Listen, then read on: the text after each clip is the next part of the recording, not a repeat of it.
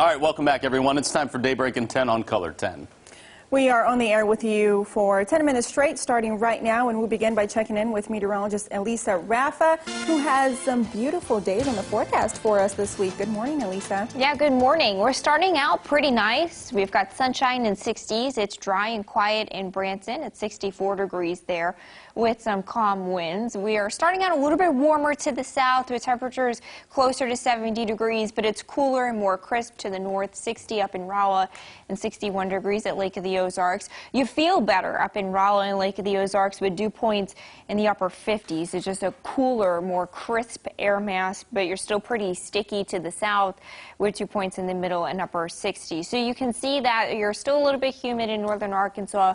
Not so bad to the north. That less humid air is coming in from north to south. You're looking at dry roads out there today, so no weather hazards for you. Just grab the sunglasses. If you're waiting for a package to come in the mail, your delivery will come through dry.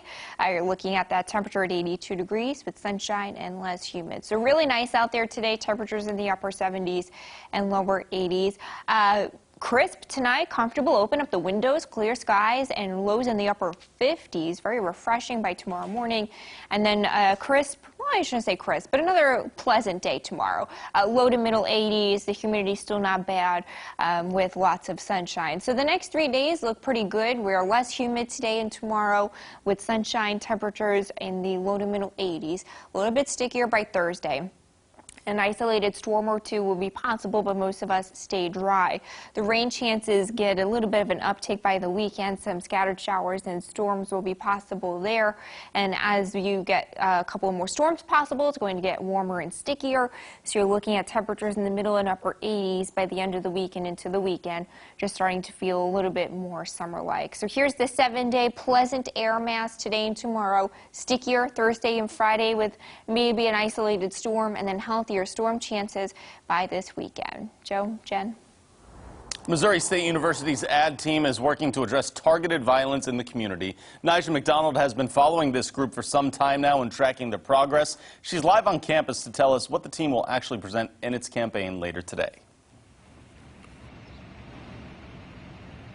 Well, good morning. Missouri State University is one of 3 universities selected as a finalist in the McCain Institute's peer-to-peer projective project. Now, through this project, the group was able to create an online platform called Kindness Empowers Youth, or KEY, and it works to help develop healthy peer relationships. Morgan George is part of the AD team and says while most schools offer some sort of anti-bullying education, not a lot of schools have programs that focus on kindness within yourself. George says the group stands behind their resources. So much so, they took their efforts one step further by actually applying for a grant from the U.S. Department of Homeland Security. We really believe in KEY. We believe in the things that we created it to be, and we really believe that this is going to be a program that is going to be super vital to all of the schools in not just Missouri, but hopefully everywhere at some point. Well, the AD team will present its campaign later this afternoon, and then a winner will be announced shortly after. You can visit our website at ozarksfirst.com to access KEY and all of the group's free resources. Reporting live from Springfield, Nigel McDonald, Ozarks First. Nigel, thank you.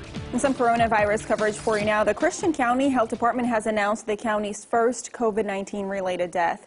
The patient was a female in her 60s. The health department also confirmed 2 new COVID-19 cases, one connected to a cluster of cases currently under investigation, and the other is considered a case of community spread. There are no community exposures to report in relation to these new cases out of Christian County. And the Springfield-Greene County Health Department is warning of new exposures after a COVID patient went to several locations around Greene County while symptomatic. To find the full list of times, dates, and locations, it's over on our website, ozarksfirst.com. And in Branson, the city was trending on Twitter yesterday after a video went viral showing counter-protesters at Sunday's Black Lives Matter protests. The video shows counter-protesters in Branson waving Confederate flags in front of the Dixie Outfitters off of 76. One video in particular shows a woman showing support for the KKK. Branson Mayor Ed Akers released a statement in responding to what he called hate speech. It reads in part, quote, "The city of Branson does not condone any type of hate speech. We have seen approximately 7 demonstrations since May 30th, all of which have been peaceful with no significant issues. The majority of the people of Branson are welcoming, open, and neighborly citizens. Many have a strong moral background with servants' hearts and a spirit of hospitality." And going around the region, a woman was killed and 2 others were injured when police say a man walked into a St. Louis area Applebee's restaurant and opened fire there. It happened in St. John, Missouri last night. Police say they believe they know the suspected shooter and are trying to locate him. Still unclear if the man knew the women there. Police say one of the other victims has life-threatening injuries, while the third is expected to survive. The discovery of human remains on private property launches an investigation in Newton County, Missouri. Sheriff Chris Jennings says the owner of the Holy Haven campground contacted them after they made the gruesome discovery of a portion of scalp and human hair on Sunday. Dogs were brought to the scene and indicated to deputies to check the water. The Missouri State Highway Patrol's dive team also assisted in this investigation. However, no evidence was recovered from the water. Could have been carried for a ways by an animal. We just don't know. We've searched the area. Currently, we're sending it to the lab to see if there's any DNA that we can obtain from it. The sheriff's office is awaiting those results from that DNA test, and the investigation is ongoing. Use of force was deemed justified in an officer-involved shooting in Springdale, Arkansas. The police department responded to the scene back in May. That was where a 30-year-old doctor was standing in a yard holding a shotgun, threatening to kill people in her neighborhood. Police say when an officer got out of his car, the doctor started walking toward him and pointed her gun at him. Then the officer shot her. The doctor was taken to the hospital with non-life-threatening injuries, and the officer was placed on administrative leave. While the investigation took place, the Washington County prosecutor or Washington County Sheriff's Office did the criminal investigation, and we did an internal investigation as well to make sure that our policies and procedures were followed, to make sure that everything was the way they were supposed to be handled. The Washington County prosecuting attorney says the doctor posed an imminent threat to the officer, and the use of deadly force was justified. The officer has been cleared to return back to work, though. News from around America. Protesters and police clashed near the White House after demonstrators tried to tear down a statue of former U.S. President Andrew Jackson and wrote on it, "Killer scum," on the base of it. Protesters failed to take down the statue after police formed a protective ring around it and deployed pepper spray on those protesters. In some news around the world for you, Australian authorities have warned of significant community coronavirus transmissions in Victoria after 17 more cases were recorded today.